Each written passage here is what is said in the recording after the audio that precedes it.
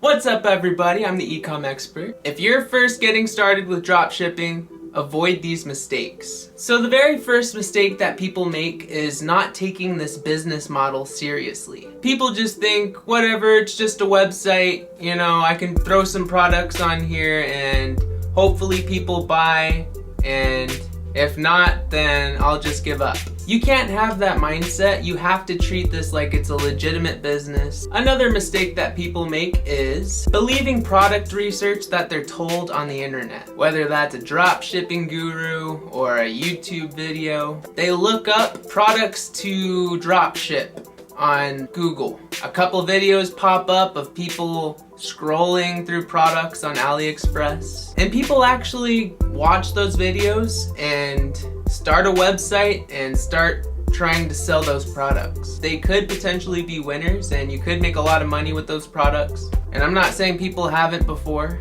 All I'm saying is people only make those kinds of videos to get you to click on their video. So just keep that in mind. So this one kind of ties in with the last one, not doing proper market research. There are plenty of different things that you could look at to see if your product is worth selling. So there is Google Analytics, there's Google Trends. There's a bunch of apps that basically allow you to look at how well a product has done over time. It gives you a nice little line graph of how well the product has been selling over time. So what you want to be looking for on Google Trends is a pattern like a zigzag.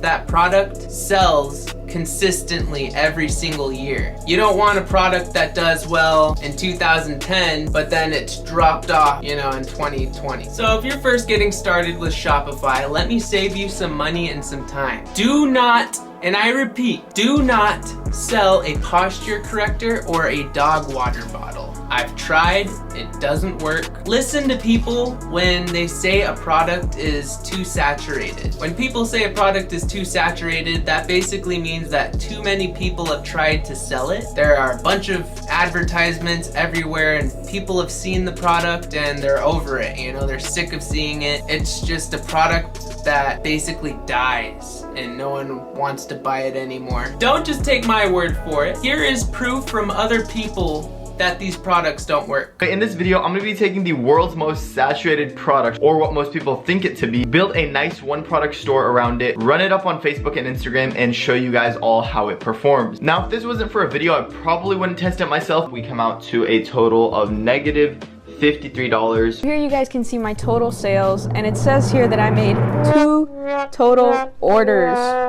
2. And I'm sure out of that small number, you guys would like to know how much of that is even profit. So after the fee from Shopify and the cost of the products and shipping, I was only left with about $17. You only typically want to drop ship products that have between 3,500 and 5,000 orders. Anything over 10,000 orders is not good, it's too saturated. You want to avoid running Facebook ads during bad times, like Inauguration Day, voting day. People are focused on other things. They are not in a buying mood. Don't mainly use AliExpress. You only want to be using AliExpress to find products that you can sell, figure out if a product is too saturated or not. Basically, you only want to use AliExpress for testing a product. Like, say you set up a website, you put a product on your website from AliExpress and you test it, you know, you run Facebook ads. You want to make sure that product is actually selling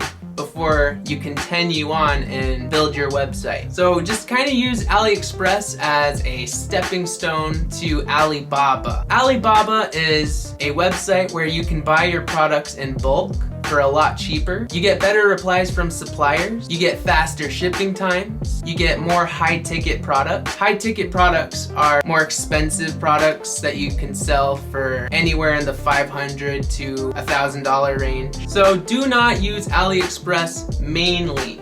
You only want to be using AliExpress to test products, which leads me to my next thing to avoid. Not testing the product. If you are not testing your product before you set up an entire website and spend all that money and all that time, you are absolutely crazy. You want to make sure that that product is actually going to sell and make you some money. As soon as you find something that works, you need to find a supplier on Alibaba right away and get some product in bulk for cheap, and you need to start an LLC. An LLC is basically starting a business, like a legitimate business. I'll let you guess right now how much it costs to start a business in Arizona. Take a few seconds, I'll let you guess.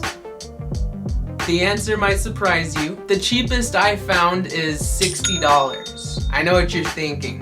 What? $60? I was expecting it to be like hundreds of dollars or thousands of dollars. Well, it turns out starting an LLC is actually kind of easy. Starting an LLC is necessary because you don't want to run into tax problems down the road. You want to make sure that you're budgeting your money, and you also want to make sure that you have a steady cash flow. You don't want to just go into building a website with a set amount of money, like $1,000. $1,000 is a really good head start for your online business, but you need to make sure that you're consistently getting $1,000 every month or so. You know, you want a steady cash flow, you want a job, you want money to be constantly coming in, so that way you can fund your side business and your online businesses. Another mistake to avoid is not paying attention to your numbers. You have to always be keeping track of your numbers, whether that's writing it down in a notebook, writing it in a Google Doc sheet, Microsoft Word, Excel spreadsheets. You just want to make sure that you have a close, detailed